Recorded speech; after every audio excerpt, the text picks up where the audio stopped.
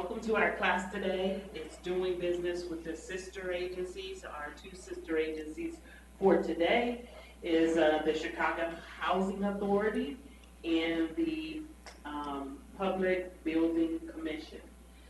I just wanted to first start and say that this is our next class that we will have on doing business with the sister agencies. It actually will be our last of this series. The two speakers are the Chicago Park District and the Chicago Transit Authority. Same time, same station, so if you would like to come or be a part of it, feel free to register online on our website. So our first presenters are the Chicago Housing Authority, and I will pass the mic over to Shanice. Did I say that? Sheena. I'm sorry. Yeah, you're talking. Okay, good morning or afternoon, I'm sorry. My name is Sheena Akins. I'm a senior procurement specialist at the Chicago Housing Authority. We are representing our CEO, Eugene Jones, and then my chief procurement officer, Dee Brookins. And we're just going to go over some quick tips on how to do business with the CHA. So just a quick overview of procurement. We're going to be talking about some of the procurement regulations and categories. Some of the procurement regulations and categories, the spend thresholds, definitions and types of procurement, how to respond to a solicitation with CHA, how to find our solicitation, why you should attend our pre-proposal meetings, why they are important, and then responding to RFP specifically, and then the other formal and informal solicitation.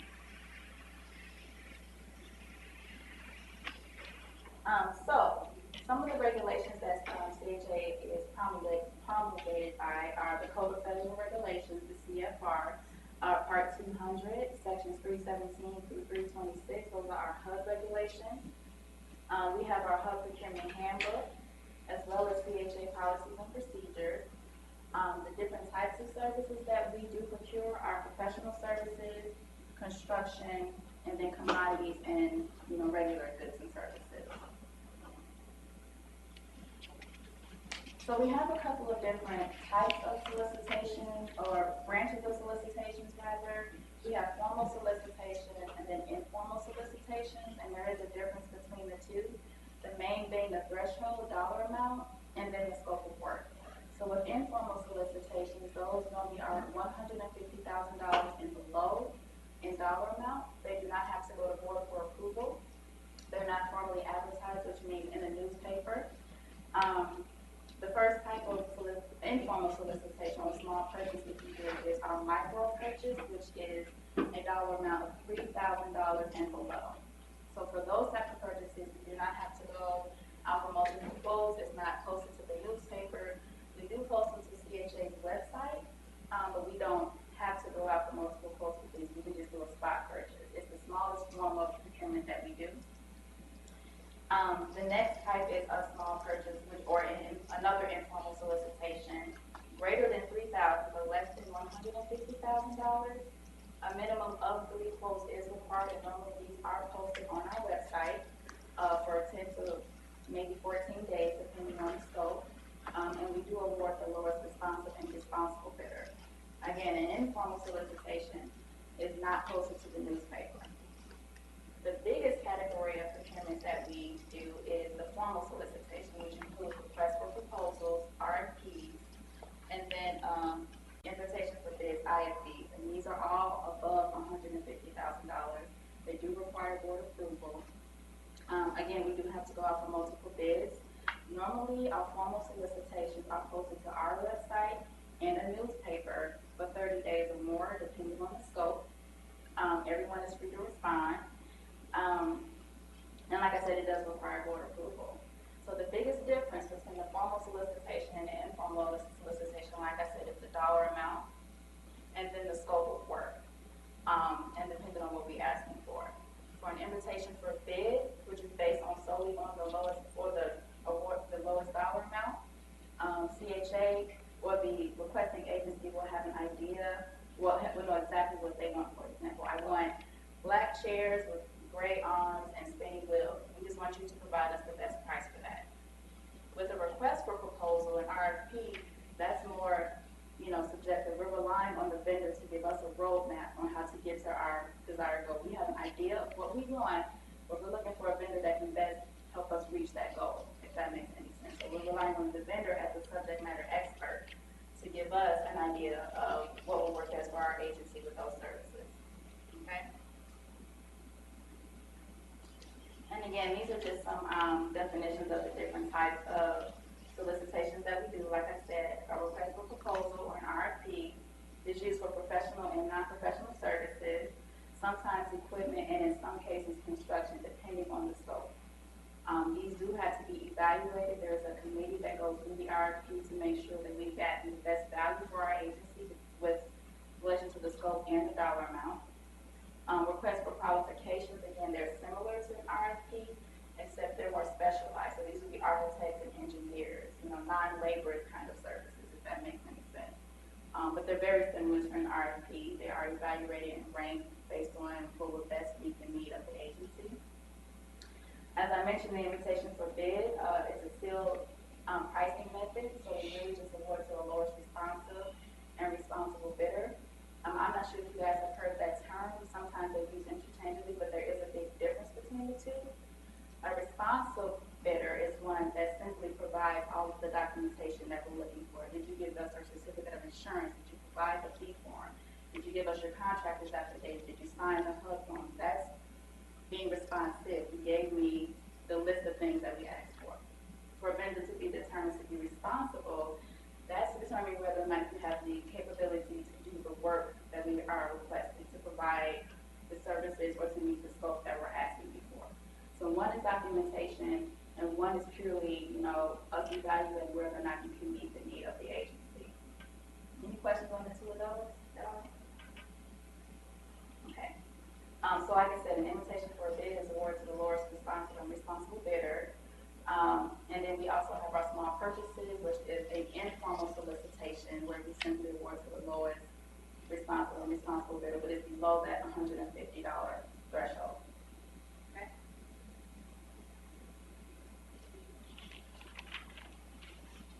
All right, again, some of the differences between the different types of solicitation. Like I mentioned, small purchases are normally commodities, basic services, some construction, depending on the scope. It's more of a broad scope of work, like we have an idea of what we want, we just want the best price. It is posted to the CHA website and our supplier portal.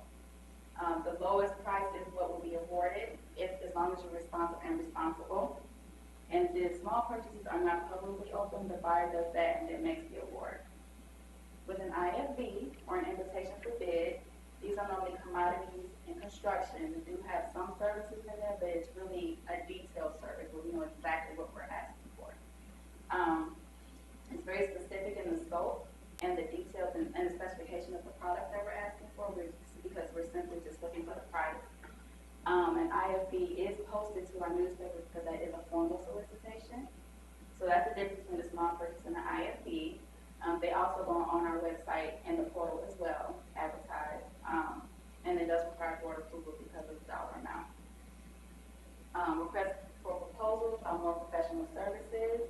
There's a broad scope of work. We're looking for you guys to provide the roadmap, like I mentioned. It is formally advertised in the newspaper as well as CHA's website and the supplier portal. And normally in the request for proposal is awarded to the bidder that has ranked the highest in the evaluation process. There's a point system that we normally post in our RFPs that vendors are required to make note of so that they know how they're going to be scored. And the vendor with the highest ranking point, who is also responsive and responsible, will win the award. So it's not based on price. Price is not the determining factor for an RFP or an RFQ.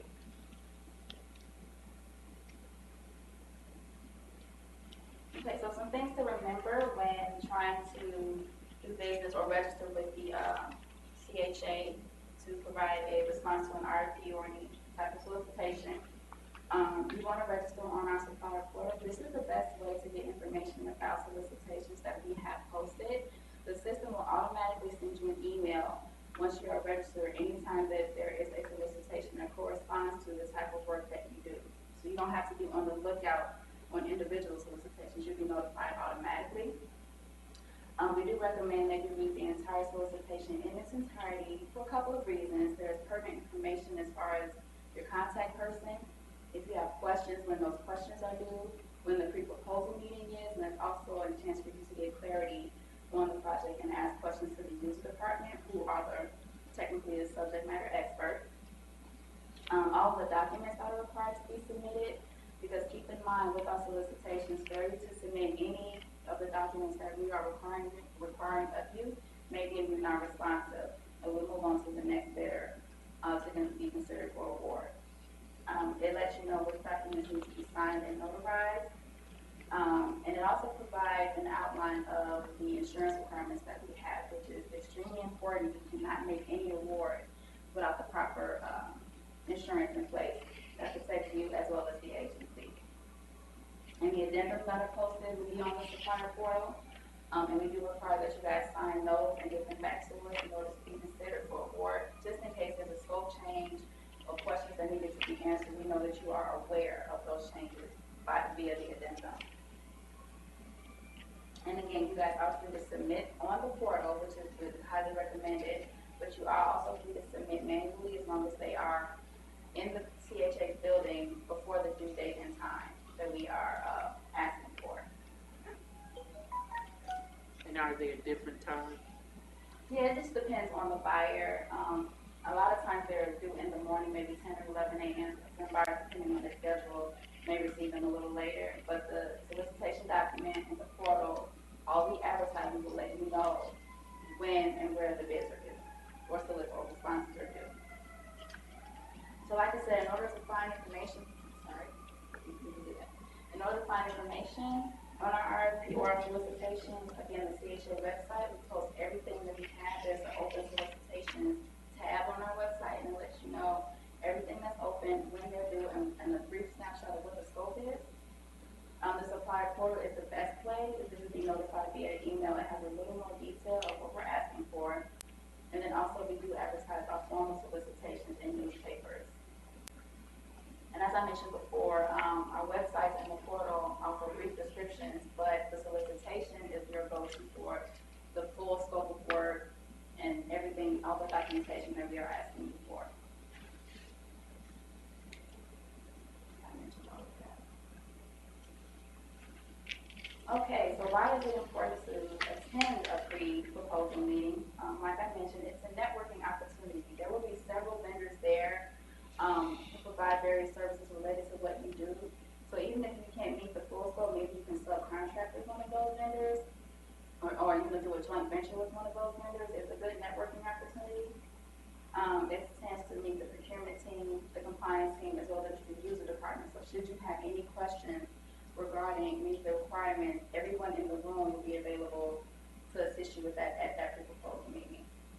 It's also a good chance to receive clarity on the scope if there are any questions about what we're asking for or any of the requirements. And then any revisions to any solicitation will be posted via an addendum. You'll have information on when the addendums will be posted, when questions are due, the timeline for when the solicitation will be completed. All that information is available at the pre-proposal conference. And one key thing to remember, just like this presentation is live streamed, all of our pre-proposals are live streamed also. And they're available permanently on CHA's website. The link for the live stream is in our RFP document, but you can look on our website also to find information on the different pre-proposal meetings that we have. They're available permanently. So if you can't physically make the meeting, you can attend or view the live stream.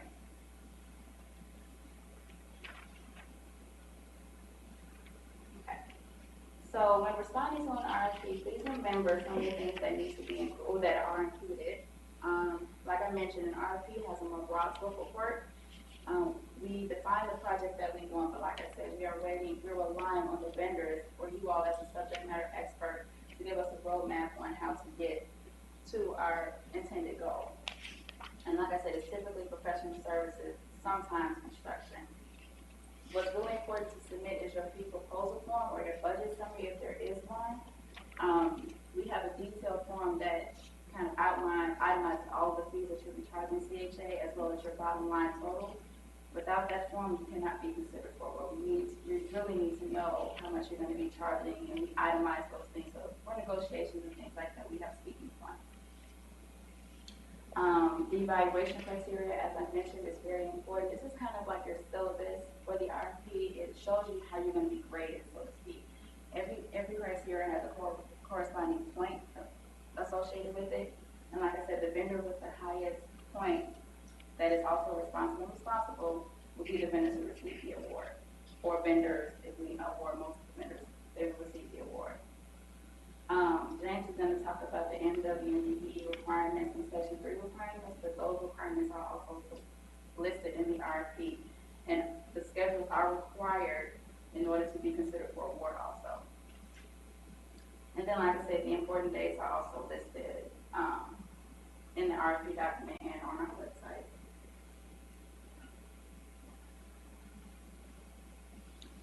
So, examples of some of the forms that need to be submitted. Obviously, you need your approach and work plan, milestones and key deliverables pertaining to the project, your fee proposal form. There is a cover letter of interest that is required to be submitted with your proposal, and there are detailed instructions on how to submit that document. There are key verbiage that we need to see, which is why it's important to read the RFP so that you know the specifics of what we're asking for. And then obviously we ask for your key personnel, org structure, qualifications and experience, past performance. And one thing that is always a question is the financial information. This is separate than the fee form. CHA requires that every vendor submitting proposal submit some type of audited financials that have to be reviewed or compiled by a CPA. And this is CHA's way of knowing that you have the financial capability to provide the service for us. So for example, you won't go bankrupt next year and we're back to square one, that kind of thing. That is also evaluated by our budget committee.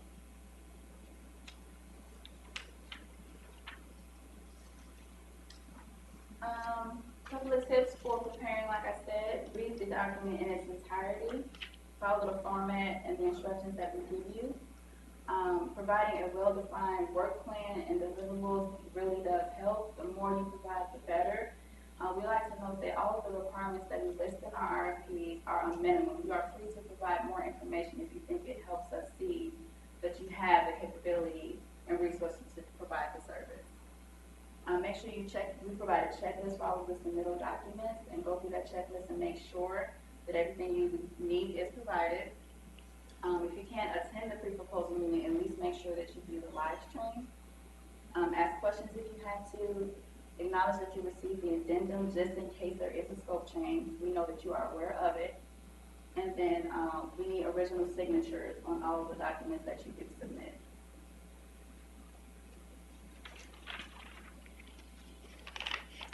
As far as an IFB and small purchase, the most important form is the fee form. Like I said, the scope will be very specific, so we know exactly what we want. We just want the best price. The fee form does have to be signed and submitted to us with your proposal, as well as the compliance information that James is going to talk about, your schedules A, B, and C. And just keep in mind the important dates as far as like bid opening and closing date, and when the bids are due.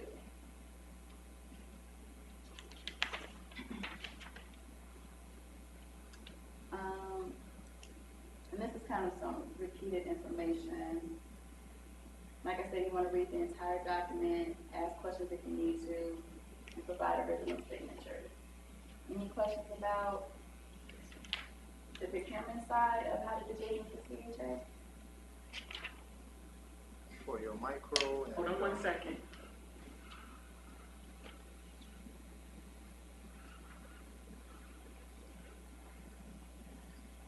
For the micro and informal solicitation, do you require insurance, or does that apply for the RFP type? Right, so it applies for all of the procurements, that all of our solicitations. We really want to see that you have proof of coverage. So only when we award the CHA have to be listed on the certificate of insurance as the additional insured. Prior to that, we just want to make sure that you have coverage, the same coverage that we're asking for. Because I know it does cost money to have someone else endorse on those certificates.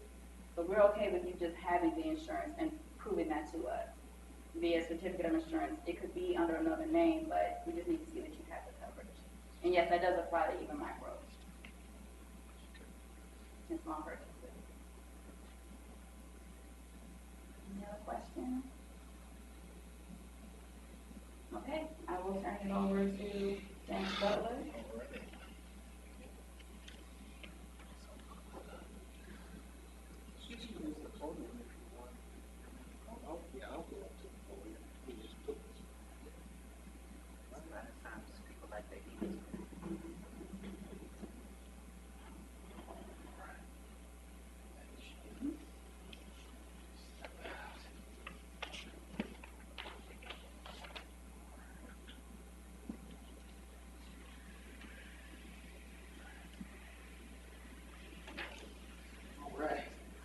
Good afternoon, everyone.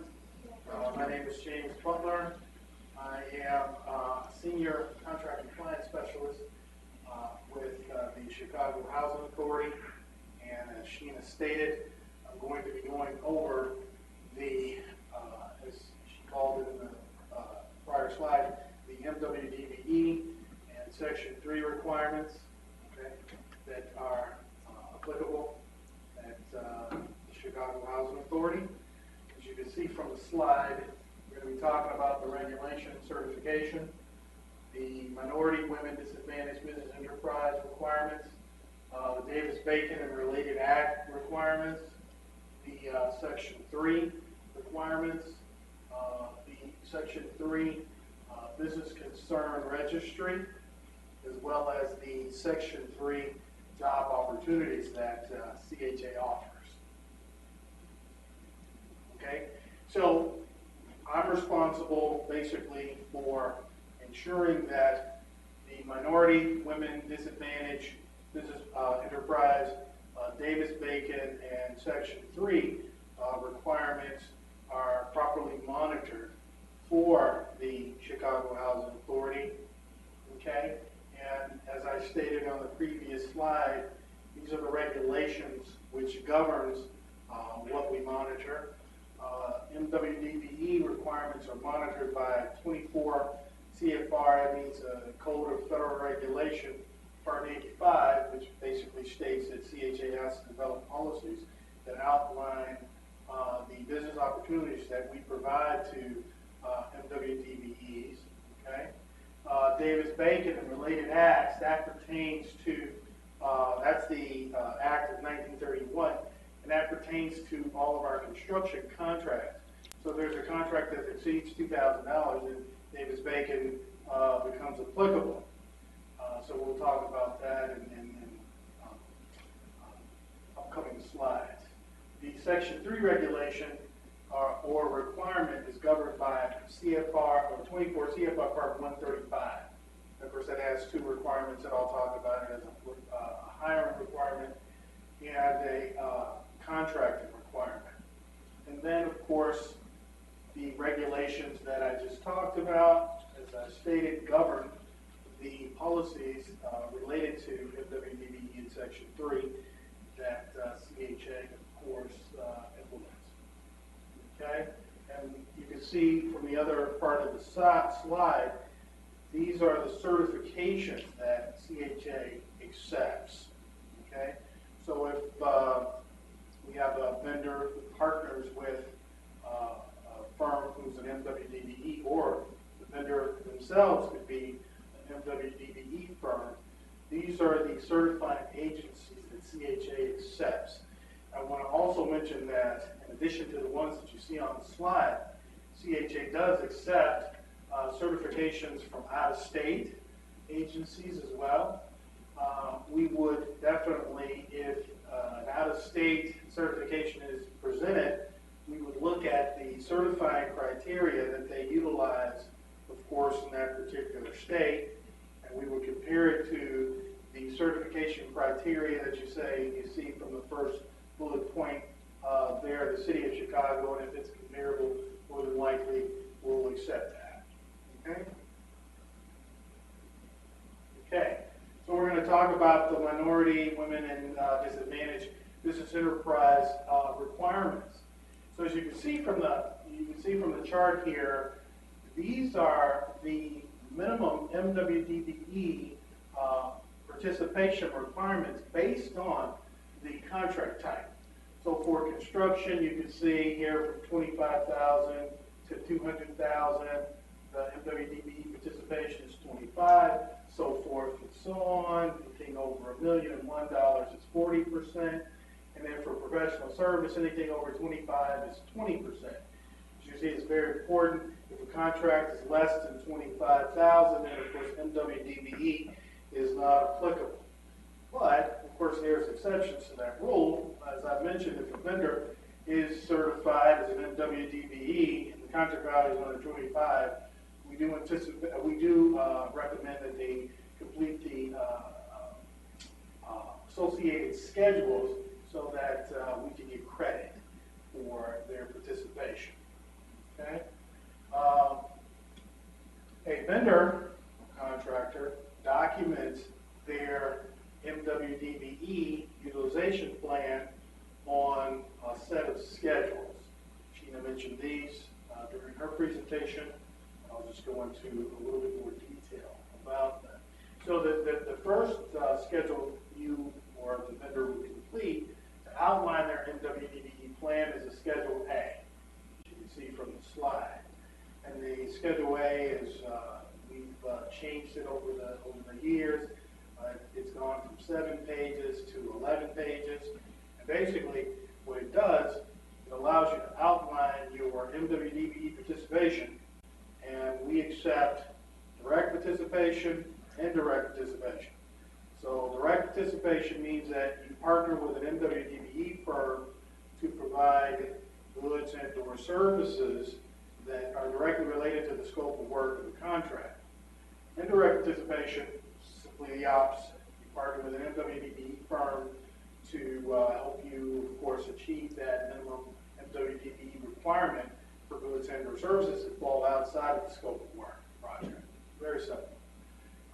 So that's what the Schedule A outlines. If you, of course, cannot achieve the minimum MWDBE requirements as outlined in the chart there, then you can request a partial or a full MWDBE waiver.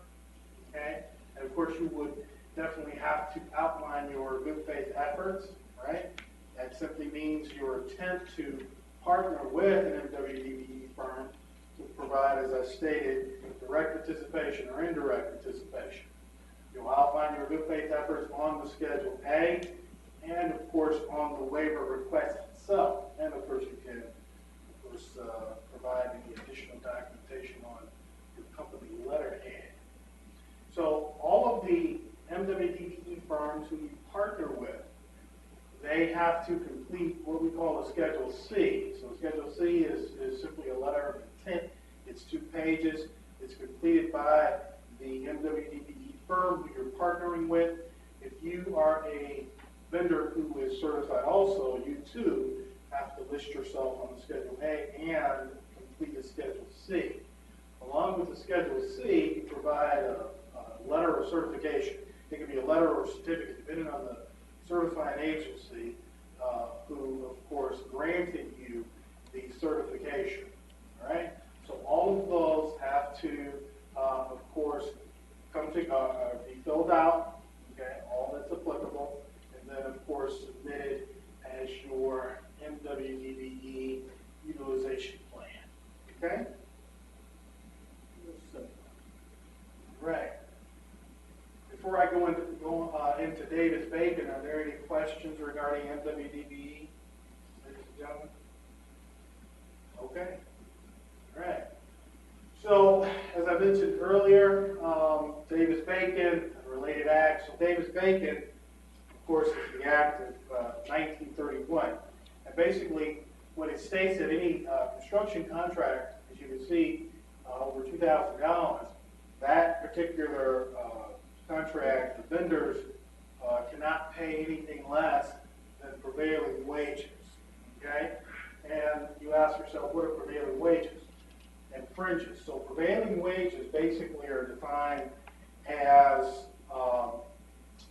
Union wages, they're paid hourly, which include fringe benefits, okay, that are pretty much determined by the Department of Labor. So the Department of Labor publishes what they call a wage determination or wage decision, and these wage decisions include the various classifications, okay, the various classifications related to trades. So it's painters, carpenters, electricians, mechanics, things like that, right? So the Department of Labor publishes its wage determination. It has the wage, it has the fringes, and then what we do at CHA, we take a particular wage determination that's published, as I said, by the Department of Labor, and then we attach it to a project in our system, which we call LCD Tracker, which stands for Labor Compliance Program Tracker. And that wage determination is applicable throughout the duration of the contract. Okay, so it's very important to realize that, to understand that. Okay, as you can see, the Davis-Bacon Act and what it states on the slide. Okay.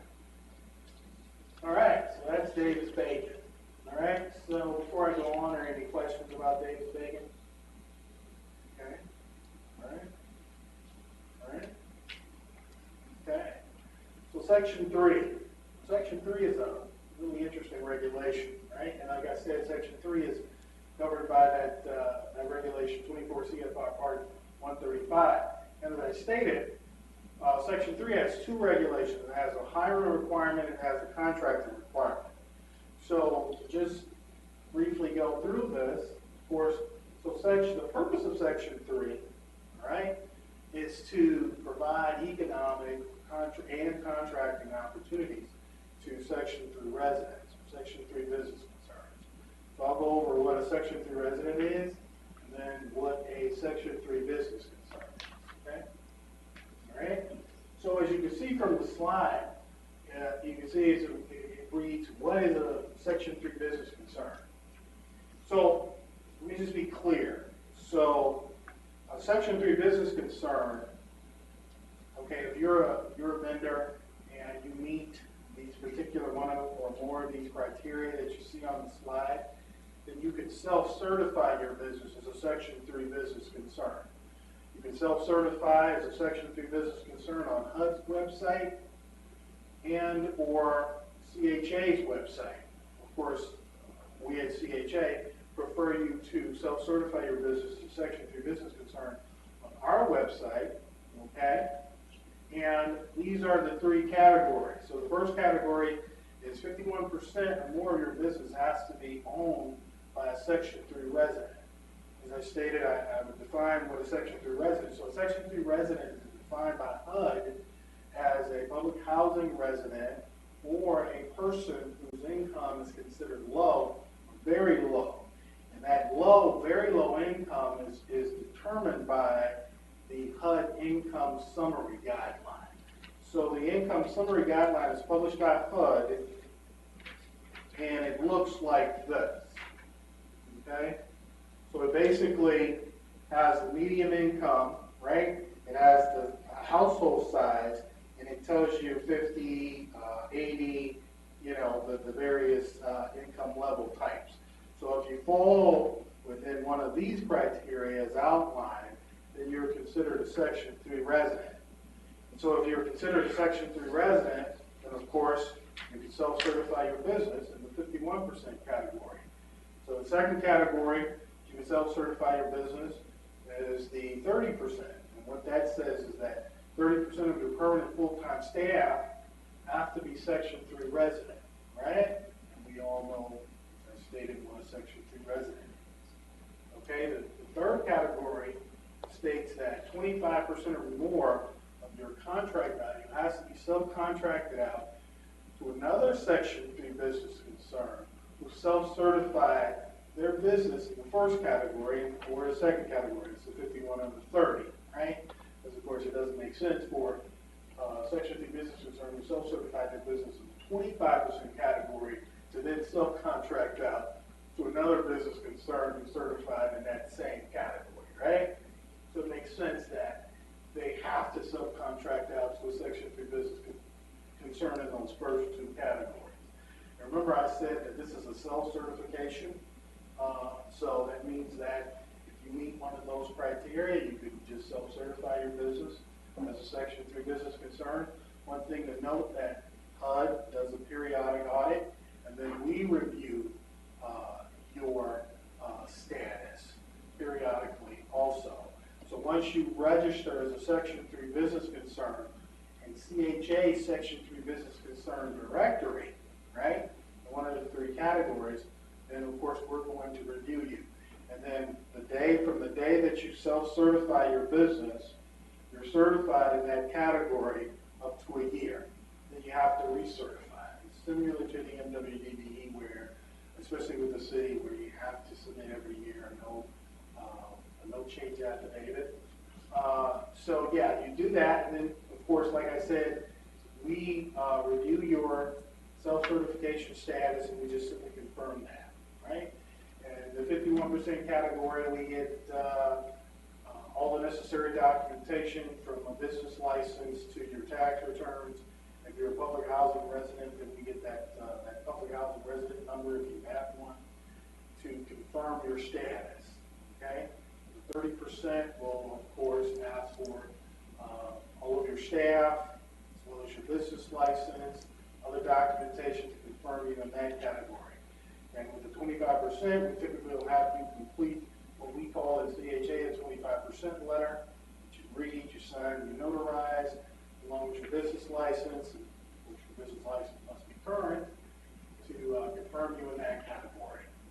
Okay? So you only have to satisfy one of those three. You can be, yeah, one of the three, definitely.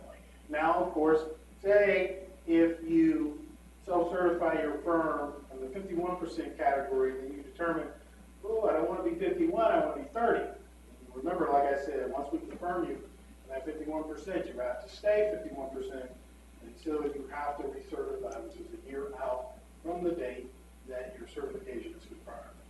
Okay? That make sense? Okay? All right? Interesting stuff. Wow.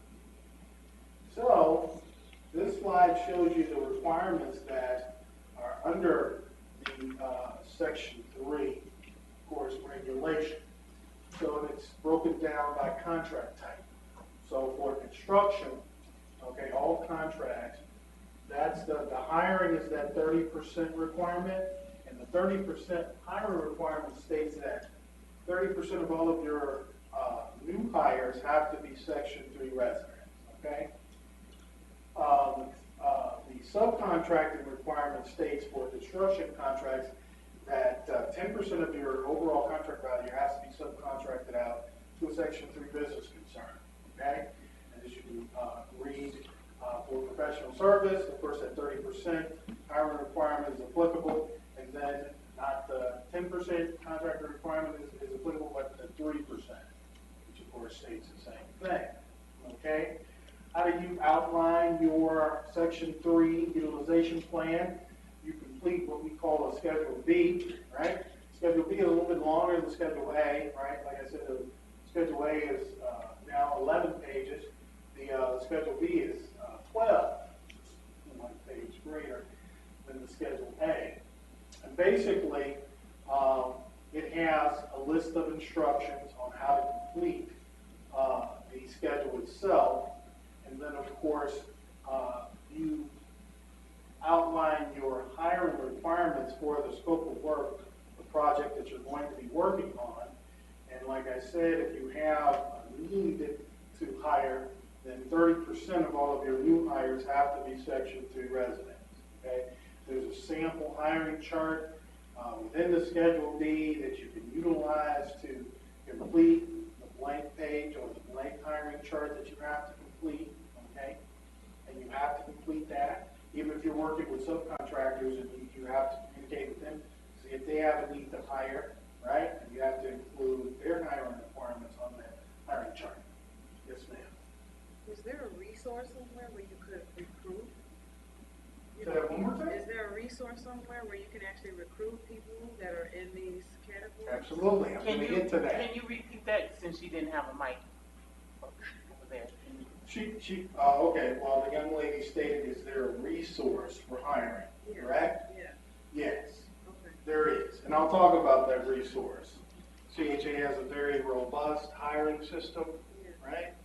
That if you have a need to hire, and part of that need are Section 3 residents, then of course you would work with a contract and hiring specialist and at CHA to help you achieve those requirements.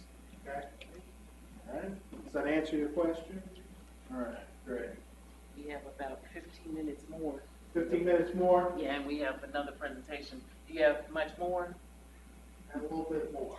I don't want to rush through it. Not rush, but I want to give you the important details.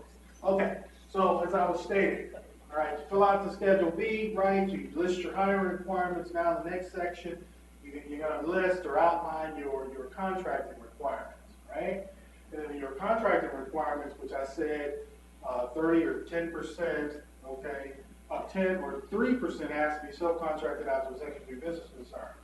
Okay, if you subcontract with a Section 3 business concern, then they have to complete a Schedule C. I stated it's the letter of intent. Okay, so if you cannot subcontract, then you can achieve the subcontracting through what we call other economic opportunities, or we call it like OEO for short, where you can do indirect participation, and indirect participation works the same way for Section 3 as it does for MWDB, as I stated earlier. You can propose like a training program, internship program, okay? And then you could pay into what we call the Section 3 fund. And that Section 3 fund goes to help Section 3 business concerns obtain their business license, their articles of incorporation. It helps them to, get their insurance, things like that. So that's the purpose of the fund. Okay. All right. So I talked about earlier, if you're going to self-certify your business as a Section 3 business concern, you would go. Okay, you could go to this particular URL, right? And you could register. So you have to do two things. The business concern will set up their profile. Once they set up their profile, the system will take them through a series of prompts to determine what category you qualify in, the 5130 or 25. And then once you do that, you become active. And then, of course, we get a notification. And then, of course, it comes through us, compliance, so that we can confirm that self-certification. Okay? Oh, okay. It doesn't have the hiring. So, okay. So, as I mentioned earlier, really quickly, ladies and gentlemen. So, if you determine that you have a need to hire, right, on that hiring chart that I talked about, and, okay, those hires, some of those hires, or 30% of those new hires, have to be Section 3 residents, then what we do, we complete internal documentation. It goes over to our Section 3 office. We have a specific office who's responsible for the hires of the contractors. Okay, you would then be assigned a contract and hiring specialist. They would then reach out to you, okay, to help you, of course, create a job announcement or a job profile for the particular job that you're hiring for in CHA's hiring portal, right? So once that job announcement is created, it's approved, it goes out 3 to 7 days, depending on the need of the hire, okay? Once the job announcement closes, then of course you have a pool of applicants or candidates. You're to go through them, right? You hire and you interview and you hire in tier preference order. So tier preference order, that's 5. It's a tier preference order. So the tiers are 5. There are 5 tiers, right? So, and I won't get into the various tiers, but of course, if you ever cross that path, the hiring specialist would talk to you about those. So once you, of course, interview viable candidates and you select the person who you want to hire, the contract and hiring specialist will approve the hire. because they want to make sure that the fair, CHA's fair hiring practices are followed, and of course the candidate is hired in tier preference order, okay? Then you hire the person, of course, everything's great, we monitor, you know, the hires, and then of course we do periodic unannounced site visits, and of course we interview the Section 3 resident hires, okay? And I believe that's it for me. Are there any questions? I know I said a lot regarding compliance. No questions? All right. All right, well, thank you. All right, and I'm going to turn it over to Ms. Lori Lipton. Yes, Well, ma'am? we'll take the questions after. I need to get her presentation because we have people online. So,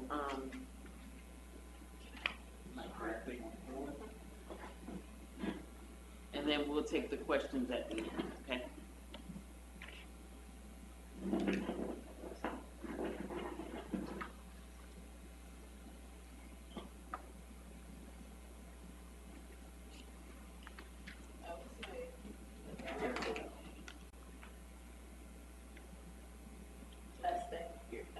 Yes.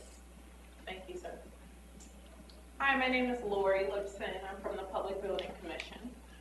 Most people don't know what the Public Commission is, never heard of it before. We own and operate the Daily Center, which is the third largest courthouse, but we also are a public developer. And so what I'll do is CHA did a good job of going through procurement and compliance, so I'll just talk a little bit about the differences, and then we can go into questions to see what you might have a particular inquiry on. We plan, design, and construct for different agencies. So for example, we are building a field house on behalf of CHA. So we use CHA's requirements, but we're also doing schools for CPS. So we use CPS requirements. We do work for the city. We do libraries, police stations, fire stations. Have you been to 31st Street Harbor? The new with the boat slips, we did that. So we have a good portfolio of projects. CHA already went into procurement responsibility, what you need to do. We are governed by a state statute. Most people confuse us with the city. We are not. We have our own board, which the mayor is the chairman of the board, but we have our own rules and regs. Compliance is generally speaking the same. You want to make sure for all our projects that we have minority and women-owned businesses that participate. We mainly do, our bread and butter is 95% of our procurements are construction. We do have some professional services, but they're all related to construction work. And we only accept the city and county certification. We also have hiring. We want to make sure the schools we build in, for example, we're building, some people, I still call it the new Southside High School. Some people are calling it Team Inglewood High, but I think it's going to be called Inglewood STEM. We make sure that when we're building in the community, we hire from that area. And so for our projects, you'll see a lot of reference to community hiring, and we typically have that for every single project, and we also have city hiring as well. Like I said, most of our work is related to construction. So we have architect services, engineering, traffic studies, surveyors, material testing, and then we do some stuff for back of a house for audit services, but 95% of our work is again related to construction. CHA went over, we have the same methods in which we procure things. Most of our procurements are invitation to bid, which means you submit your lowest responsive bid for our big construction projects. But also for construction projects, we do design, bid, build, which, and we also do design, build, and construction manager at risk, which those are RFP RFPs. So it's a little different. You're not submitting, let me say, Lori Lipson's general contractor. I'm submitting to be a construction manager, so I'm not giving you a hard number on it's going to cost me $80 million to build school A. I'm going to give you, hey, my fee is going to be about 3% to manage this project and help you go through that. So this, again, you'll be able to get this when you download the slides. It just goes again into what's the difference between a RFP and RFQ. We also have a LIQ, which I believe the city still has. I left there 10 years ago, but I think they still have some of that. That's where you submit your qualification, and it's on a rolling basis. If you're an architect or engineer, you can submit that. We also have short form, similar to micro, and they're informal. These are the different construction services that we could go into if you have questions. Typically, for our bid, you're going to have a book 1, which is, this is how you submit and provide your bid. Book 2 are, here's all the terms and conditions of your contract. These are the things you need to read to make sure. It's typically 300 pages. You want to make sure you read and what you're responsible for. And book 3 is the technical specs. So that's going to be your drawings and all the specs related to your thing. What is pre-qualification? We have a couple of pools that we have. I think you touched on it a little bit, but we have certain pools that we'll go to. If you are, let's say, a traffic study expert, we'll have a pool of them. And so as we go through projects, we just go in rotation. We'll pick you for number 1, pick you for number 2, pick you for number 3. So we have a couple of those available as well. We advertise the same way. We have alerts similar to the city. A little difference between the city and us. We don't send them out unless we have anything.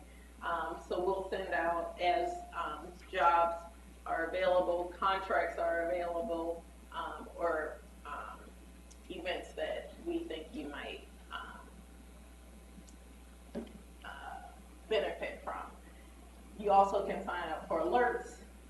It will be, actually our website changed a little bit. It's at the bottom of the page. Nobody can ever find it, but if you scroll at the bottom of the page, you put in your email and we'll send you the alerts. You will be able to see our bid tabulations. You can see anything that has occurred. If you're just nosy and want to say how much the Jones College Prep on State Street costs, you can look that up. It's $114 million. So all that information is available for you to look up. We use the same assist agencies, almost every government agency includes, and we make sure we're doing everything in an ethical manner. Typically, people have questions during the bid process for any solicitation. Make sure you ask. We also have, as I mentioned before, a board. I'm the PBC ethics officer as well. So our board members have ethics questions as well as our contractors and our employees. So if you ever have questions, make sure if you're in doubt, ask, right, before it's an issue. You can contact us here. This is the general number. I will give Lori Lipson is my name. I'm the Chief of Staff for the Public Building Commission. If you call the general number here, they'll forward you to me. Okay. So do we want to open it up for questions? Yeah, you can turn off that mic.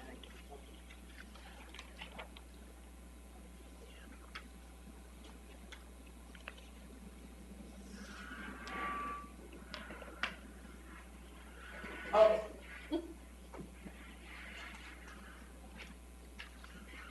Okay. Do we want to open up for questions? It actually might be helpful if you tell us what kind of business you have. You go around, if that's okay. Introduce yourself and let us know if you're certified or not, or is this your first go around at one of these events? Hi, my name is Nadej Beauvoir. I own Cheer Tumbling Dynamics, and we provide cheerleading services to primary and secondary educational programs. It's my first event, and we are certified as of early this year. Okay.